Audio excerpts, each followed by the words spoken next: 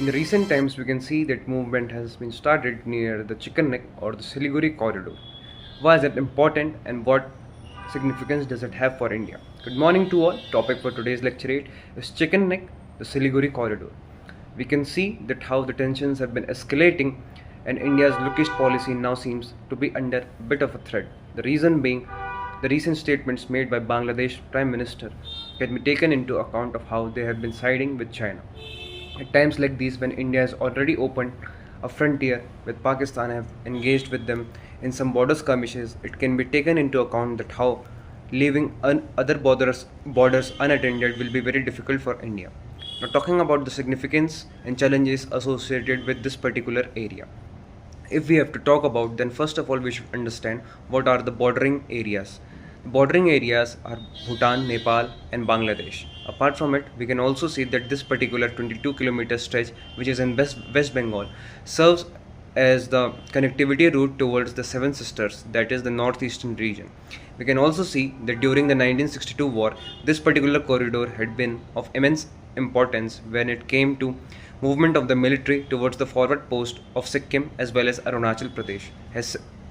Hence, such an important corridor should not be compromised. Also, its proximity to the Chumbi Valley, that is at the tri-junction of India, Bhutan and China, it becomes very important for India to assert its dominance as well as take into account of how things would be going ahead. We can see that in the recent times, the government of India has been trying to focus on the northeastern region a lot. We can see that multiple diplomacies like the Act East policy have been favorable around and have been built around this particular agenda. We can see that how the Bharatmala Pariyojana has also been trying to incorporate things so that the northeastern region could be well integrated with the rest of the country and accessibility can be improved. Apart from it, we can see the ICPs, that is the integrated checkposts, have been set up at these particular places so that trade could be facilitated. Although recently we have seen that how the country of Bangladesh has been trying to halt the Indian consignments that are coming to them and have been placing them at higher rates, which can be seen as a sign of disengagement from the existing treaties as well as trying to side with China a lot. At last, to conclude, I would just like to say that this particular corridor is something which is very important when it comes to India's point of view. Hence, strengthening of the border as well as trying to have smart border system, good fencing and strategic deployment of the forces is necessary at this particular moment of time.